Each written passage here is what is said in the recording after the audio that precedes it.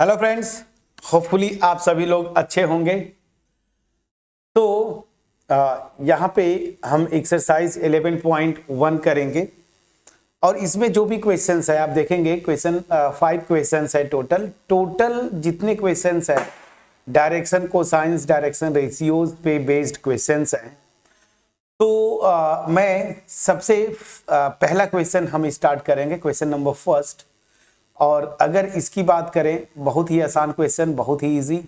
कैसे, चलिए यहां पे क्या बोल रहा है। If a line makes angles 90 degree 135 degree and 45 degree with the x Y z axes respectively, find its direction cosines. ठीक है, तो सीधी सी बात है। देखिए, आप अगर 3D पढ़ते हैं तो यहां पे आप ना रफ एक स्केच ड्रॉ करके चले तो कॉन्सेप्ट क्लियर होते जाता है। आप बिल्कुल एग्जैक्ट फिगर ना बनाएं, कोई दिक्कत नहीं है, लेकिन आप एक लाइन यहां पे ड्रॉ कर ले रफ। तो क्या बोल रहा है कि लाइन है। अच्छा, एक और चीज कि कोई जरूरी नहीं है कि जो लाइन, जैसे मैं थ्योरी में बोला था ना, ओरिजिन से पास करे, ऐसा नहीं है। मान लीजिए वो लाइन ऐसे भी है, ये लाइन है, तो मैं क्या करूंगा कि इसी लाइन के पैरेलल एक लाइन एज्यूम कर लूंगा जो ओरिजिन से पास करे।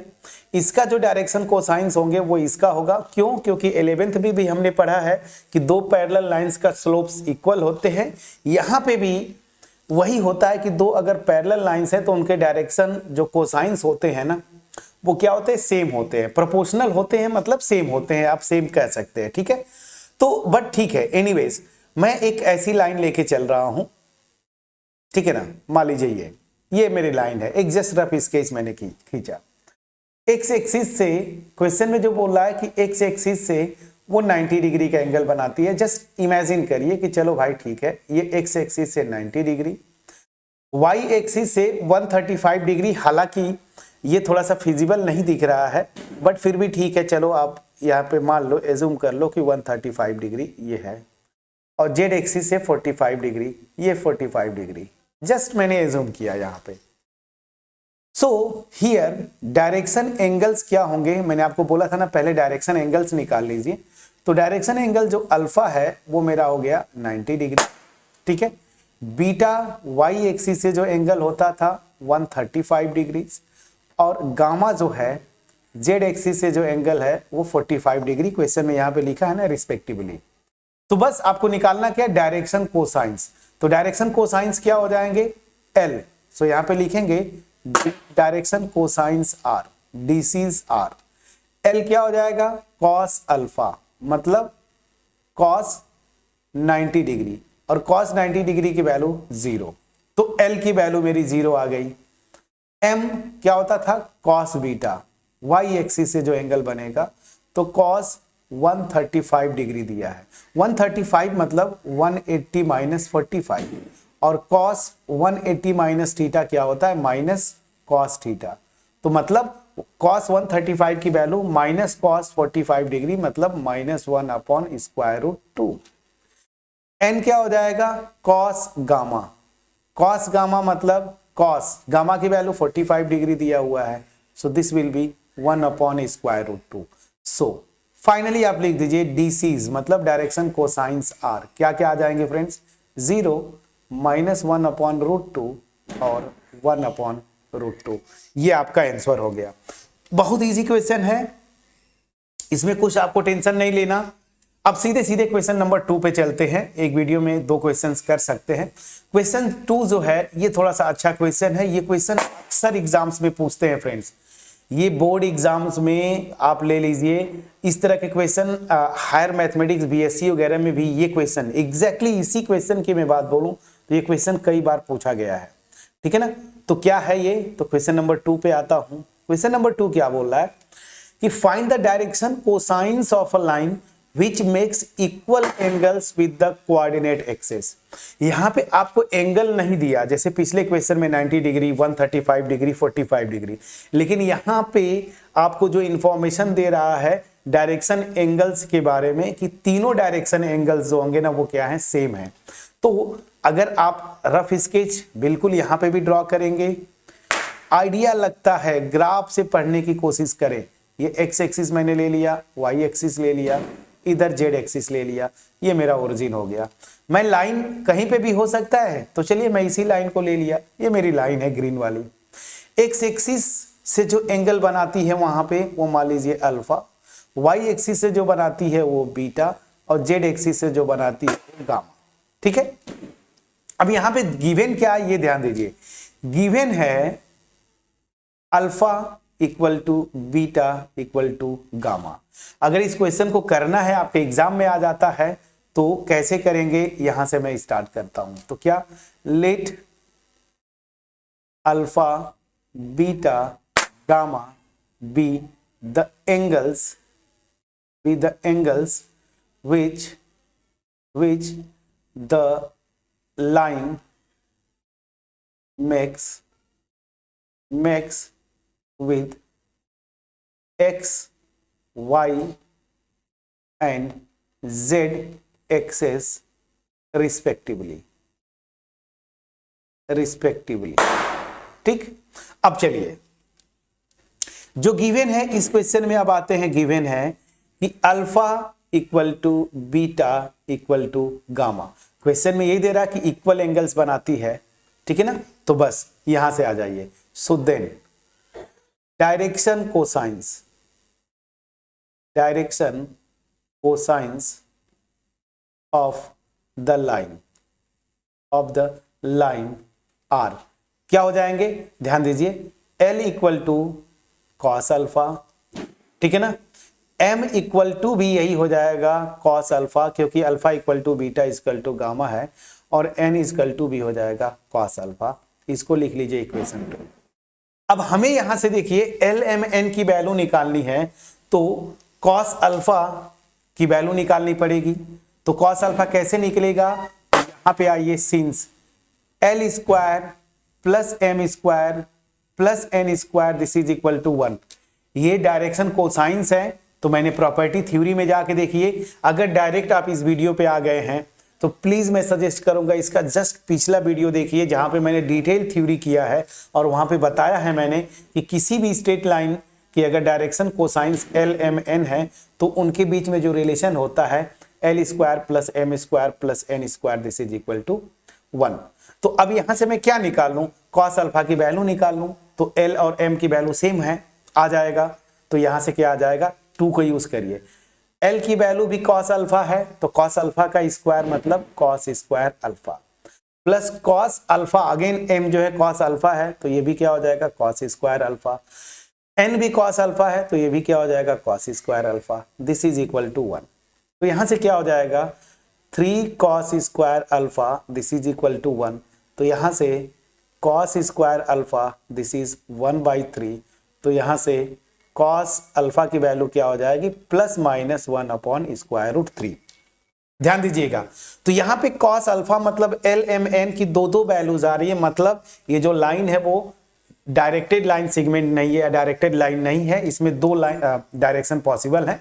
तो मैंने आपको बताया भी था प्लस माइनस में आ सकता है, तो ये आ रहा है। अब देखिए ये आ गया, इसको लिख लीजिए 3। इस इक्वेशन 2 में रखेंगे एल एम और एन आ जाएगा। सो using cos alpha from 3 into we get direction cosines of line as क्या हो जाएगा डायरेक्शन कोसाइंस, बस एल भी कॉस अल्फा है, तो plus minus 1 upon square root 3। M भी कॉस अल्फा है, तो ये भी plus minus 1 upon square root 3। N भी कॉस अल्फा है, ये भी plus minus 1 upon square root 3। तो ये आपका आंसर हो गया पहली चीज। तो किस तरीके से लगाया हमने, इक्वल एंगल दिया। देखिए क्वेश्चन में जब भी डायरेक्शन कोसाइंस पूछे, डायरेक्शन एंगल पे फोकस करना है, कैसे मैं उसको निकालूं। तो यहां पे डायरेक्शन एंगल्स ही निकालना था, लेकिन यहां पे क्या दे दिया कि तीनों डायरेक्शन एंगल्स आपस में इक्वल है। मैंने एज्यूम किया कि चलो भाई alpha beta gamma X Y Z axis से वो लाइन एंगल बनाती है, तो डायरेक्शन एंगल्स आपस में इक्वल हो गए, alpha equal to beta equal to gamma. अब यहां से मैं जानता हूं डायरेक्शन कोसाइंस ये हो जाएंगे, अब यही cos अल्फा निकाल दूं तो एल एम एन की वैल्यू आ जाएगी। ये कैसे निकालूंगा, तो डायरेक्शन कोसाइंस के बीच का रिलेशन ये है, ये हमने पढ़ा है, बस यहीं पे ये उठा के वैल्यूज रख दिया। cos अल्फा की 2 वैल्यूज आई, तो इसका मतलब L be plus minus 1/√3, M be plus minus 1/√3, N be plus minus 1/√3। तो ये आपका पूरा का पूरा आंसर आ गया। ठीक है। अब एक और चीज, जब भी आप डायरेक्शन कोसाइंस निकालें वेरीफाई जरूर कर लें कि क्या मेरा कैलकुलेशन सही है। तो अगर ये डायरेक्शन कोसाइंस जो मैं आंसर में बोल रहा था, तो इनके स्क्वायर का सम क्या आना चाहिए, 1। ठीक है ना, ये रिजल्ट है, प्रूव्ड रिजल्ट है। तो 0 का स्क्वायर करते 0, माइनस 1/√2 का स्क्वायर करते 1/2, और ये भी 1/2, तो ये क्या आ जाता 1। मतलब सही है, जो मैं आंसर निकाला सही है। यहां पे भी प्लस माइनस जो भी आप लेंगे स्क्वायर कर लीजिए, तो 1/√3 लीजिए या माइनस 1/√3 लीजिए, उसका स्क्वायर 1/3, सिमिलरली 1/3, 1/3, 3/3, 1, मतलब जो मैं आंसर निकाला हूं सही है। तो ये मैं आपको एक तरीका दे रहा हूं, ट्रिक दे रहा हूं कि जब भी आप क्वेश्चन में निकालें ना डायरेक्शन कोसाइंस, तो इन चीजों को ध्यान दें। तो अब इन 2 क्वेश्चन से बेसिक जो क्वेश्चंस थे, यहां से आपको आइडिया लग गया होगा कि डायरेक्शन कोसाइंस अगर निकालना है मुझे, तो क्या निकालना होगा, डायरेक्शन एंगल्स पहले मैं कैसे फाइंड आउट करूं। इस क्वेश्चन में डायरेक्शन को एंगल्स दे दिए थे, आसानी से निकाल लिया। यहां पे नहीं दिया था, वो कैसे निकालेंगे वो आपने यहां पे क्वेश्चन 2 में देखा। होपफुली मेरा एफर्ट जो है क्रिस्टल क्लियर वे में आपके पास पहुंच पाया होगा। अगर पहुंच पाया है, वीडियो को लाइक जरूर करिएगा, फ्रेंड्स के साथ शेयर करिएगा, कमेंट सेक्शन में अप्रिशिएट करना मत भूलिएगा। चैनल पे नए हैं सब्सक्राइब जरूर कर लीजिएगा। मैं उन फ्रेंड्स के साथ, स्पेशली उन फ्रेंड्स से रिक्वेस्ट करूंगा जो अब बार बार वीडियोस देखते हैं लेकिन अभी तक चैनल को सब्सक्राइब नहीं किया, फ्रेंड्स सब्सक्राइब कर ले, बेल आइकन को जरूर क्लिक करें, क्योंकि आप अगर बार बार विजिट करते हैं और अगर आपने अप्रिसिएट नहीं किया, आप अप्रिसिएट नहीं करते हैं, तो ये थोड़ा सा डीमोटिवेट करता है। पैरेलली मैं आपको बार बार बोलता हूं, 2 चैनल्स को मैं हैंडल करता हूं। एक हायर मैथमेटिक्स पे चैनल है और ये up to 12 level JEE level का ये चैनल मेरा दूसरा चैनल है।